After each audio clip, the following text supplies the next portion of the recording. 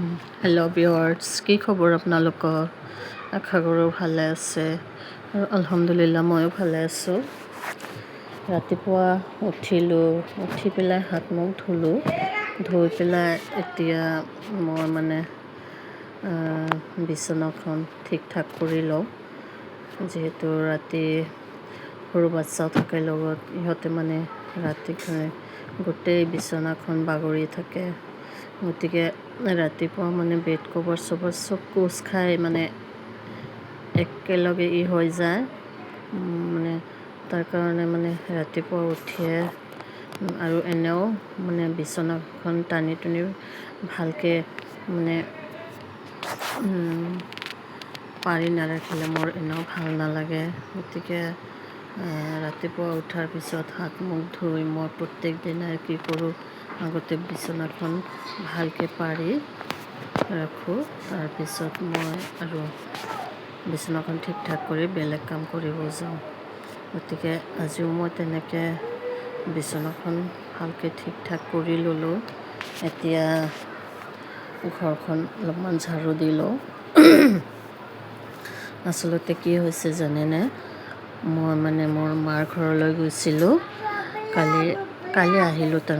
অহাৰ পিছত ঘৰখন ইমান লেতেৰা হৈ আছিলে।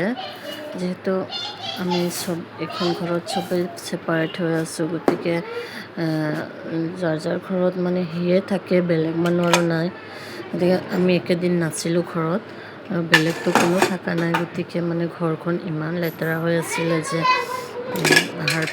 তাৰপিছত মই কি কৰিলোঁ, আহোঁতে পূৰা 5টা হৈ গৈছিল। তাৰপিছত মই ঘৰখন আগতে সোনকালে কাপোৰ চাপোৰ চেঞ্জ কৰি ঘৰখন আগতে মুচি লৈছোঁ। তাৰপিছত মই তাৰপিছত বাকী যিখিনি অলপ আছিলে থুলমূলকৈ কৰিছোঁ আৰু কৰি পেলাই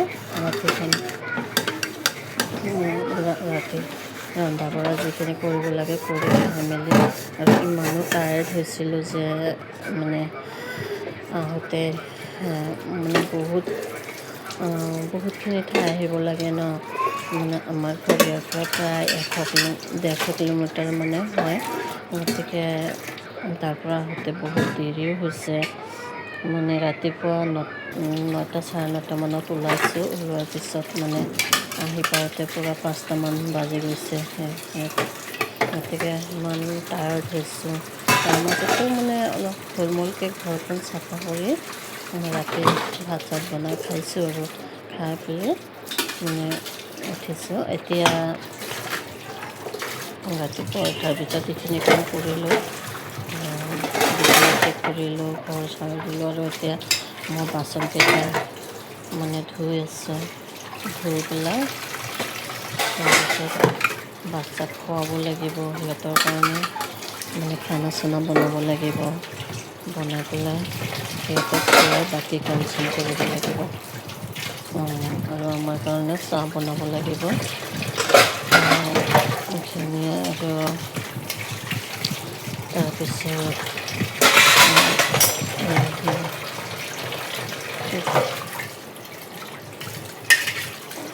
ঘৰত আৰু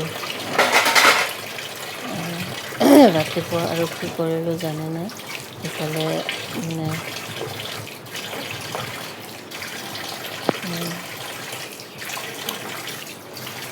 বাচ্চাক খুৱাই পেলাই ৰাতিপুৱা উঠি বাবুক খুৱাইছোঁ। খোৱাৰ পিছত অলপ খোজকাঢ়িব পৰা হৈছেতো, সেইকাৰণে তাক থৈ এতিয়া কাম চাম কৰিব পাৰোঁ আৰু সেনেকুৱা অৱস্থা। তো তাক খুৱাই লৈছোঁ। এতিয়া মই এইখিনি ঠাই অলপমান ক্লিন কৰি লওঁ। ৰাতিপুৱা উঠি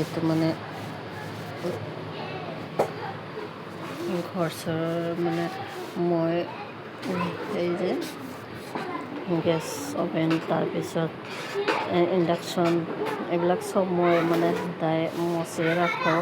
এইবিলাকতো চবেই কৰে, নাজানো, মোতকৈ আৰু বেলেগে আৰু বহুত বেছি ভালকৈ কৰে। কিন্তু মই যিখিনি কৰোঁ সেইখিনি আপোনালোকক কৈছোঁ। কোনেও বেয়া বুলি নাভাবিব, কাৰণ যাৰ যাৰ কাম মানে চবৰে কামৰ ধৰণটো বেলেগ বেলেগ হয় নহয় জানো।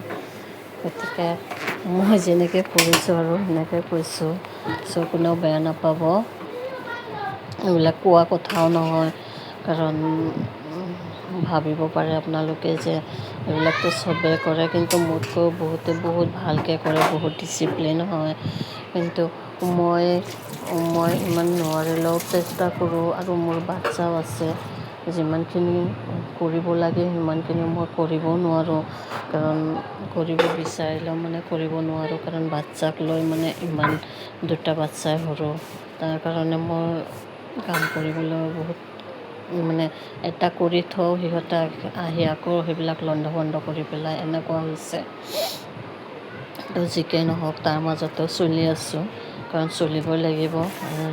মানে এনেকুৱাই চবৰে, বাচ্ছা লৈ সংসাৰটো চলোৱা মানে কেনেকুৱা, মানে সৰু বাচ্ছা যাৰ আছে সিয়ে জানে।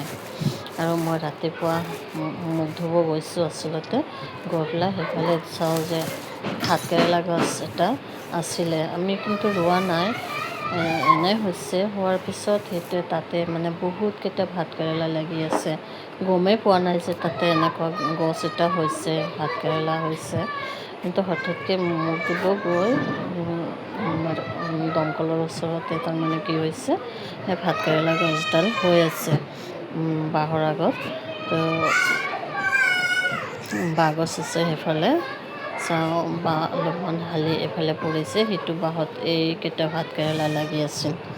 মই পিছত ছিঙি লৈ আহিলোঁ, কাৰণ আজি সেইখিনিৰে আজিৰ আঞ্জা হৈ যাব।